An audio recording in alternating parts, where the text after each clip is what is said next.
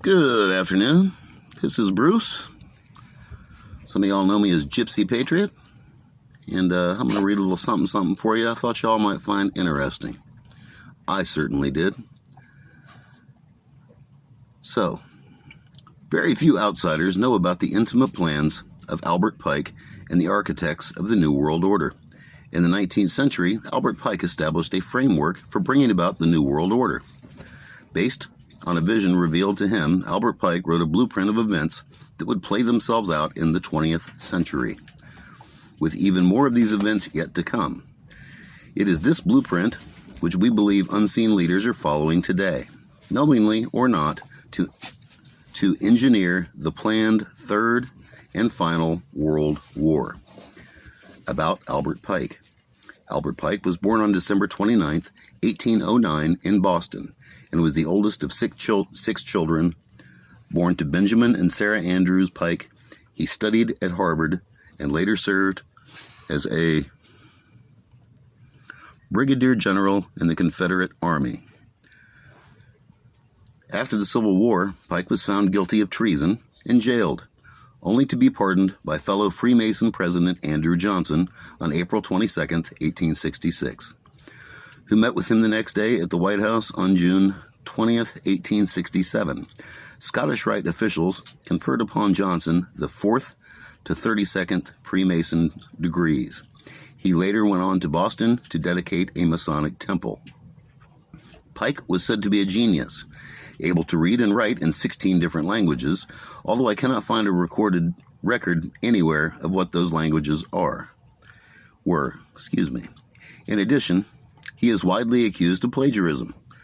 So take with a pinch of salt, at various stages of his life, he was a poet, philosopher, frontiersman, soldier, humanitarian, and philanthropist.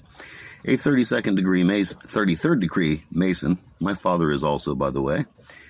He was one of the founding fathers and head of the ancient accepted Scottish Rite of Freemasonry, being the Grand Commander of North American Freemasonry from 1859 and retained that position until his death in 1891. In 1869, he was a top leader in the Knights of the Ku Klux Klan.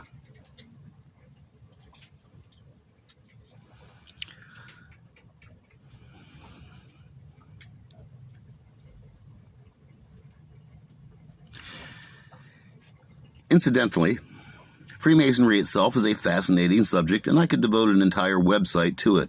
I could tell you a whole bunch myself, and I'm not in agreement with it, by the way. Simon Gray, a Freemason, has compiled a stunning amount of information on Freemasonry, and I recommend for anyone who wants to learn more about it. Pike was said to be a Satanist who indulged in the occult. He apparently possessed a bracelet which he used to summon Lucifer, with whom he had constant communication. He was a grand master of He was the Grand Master of a Luciferian group known as the Order of the Palladium, or Sovereign Council of Wisdom, which had been founded in Paris in 1737. Palladism had been brought to Greece from Egypt by the Pythagoras in the 5th century, and it was this cult of Satan that was introduced to the inner circle of the Masonic lodges.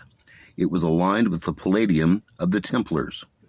In 1801, Isaac Long, a Jew, brought a statue of Baphomet, Satan, to Charleston, South Carolina, where he helped to establish the ancient and accepted Scottish Rite. Long apparently chose Charleston because it was geographically located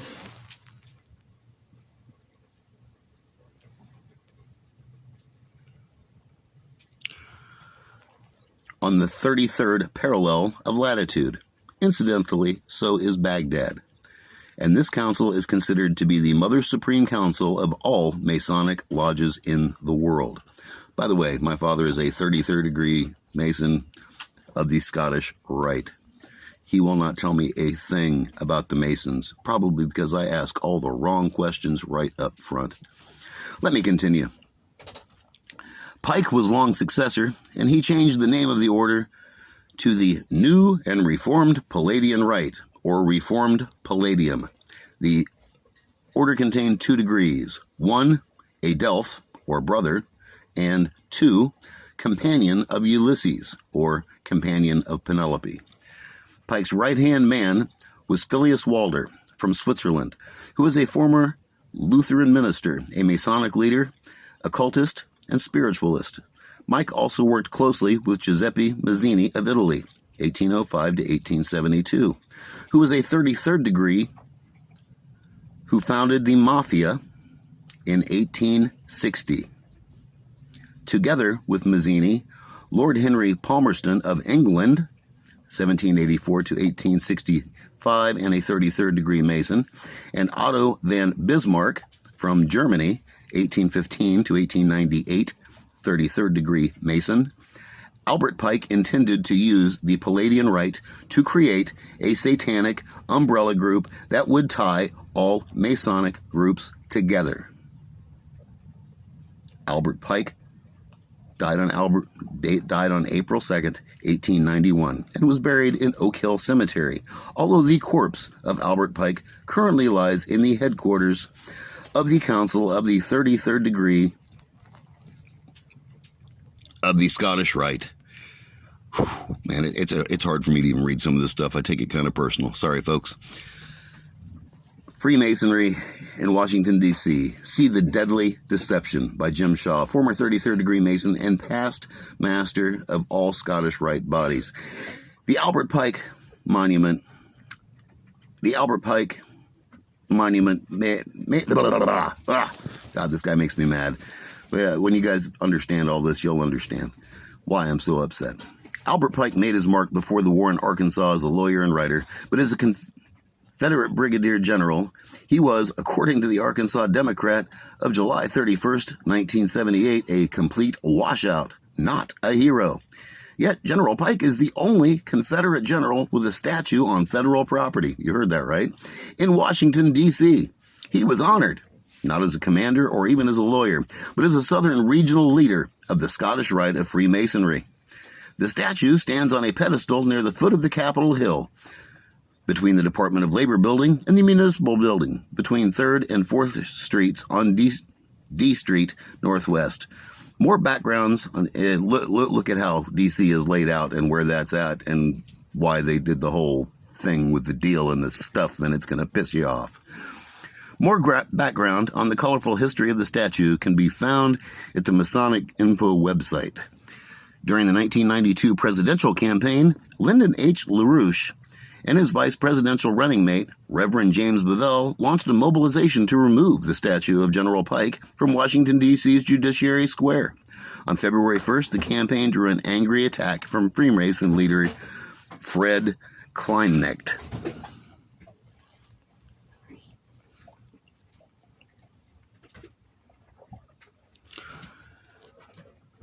Kleinknecht attempted to defend both Pike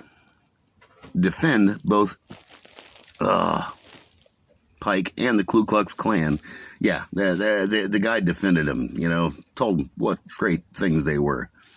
A speech by the Anton Chaikin entitled "Why Albert Pike's Statue Must Fall" can be found here. That's highlighted. I tried to click on it. It froze me up. Now I'm here. Now, the Illuminati and Robert Pike. Sorry, I'm shaking them a little. You'll understand. The Illuminati and Albert Pike.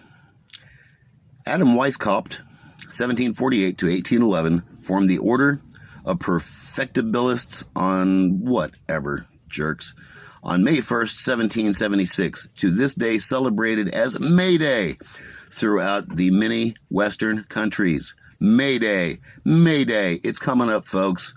Pay attention. Happy birthday, Illuminati.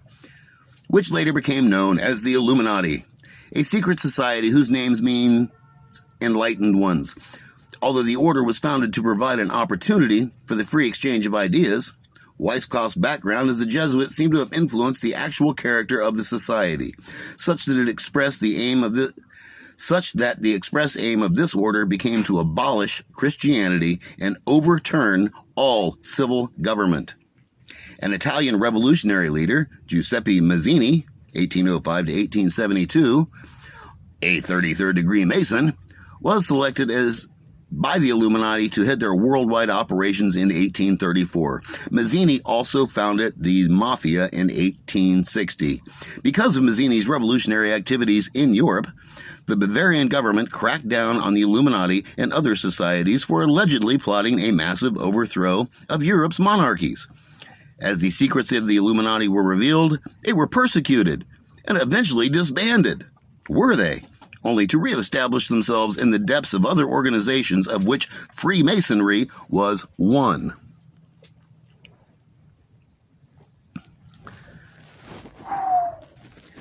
During his leadership, Mazzini enticed Albert Pike, the now formerly disbanded but still operating Illuminati, so he inducted him into it. Pike was fascinated by the idea of a one-world government, and when asked by Mazzini, readily agreed to write a ritual tome that guided the transition from average high-ranking Mason into a top-ranking Illuminati Mason, 33rd degree.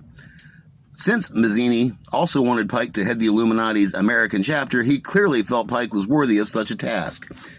Mazzini's intention was that once a Mason had made his way up to the Freemason ladder and proven himself worthy, the highest-ranking members would offer membership to the secret society within a society. It is for this reason that most Freemasons vehemently deny the evil intention of their fraternity. Since the vast majority never reach the 30th degree, they would not be aware of the real purpose behind Masonry. When instructing Pike how the tome should be developed, Mazzini wrote the following to Pike in a letter dated January 22, 1870. Remember that Freemasonry wasn't started by Pike. Rather, it was infiltrated by the Illuminati, who were looking for a respectable forum in which to hide their clandestine activities.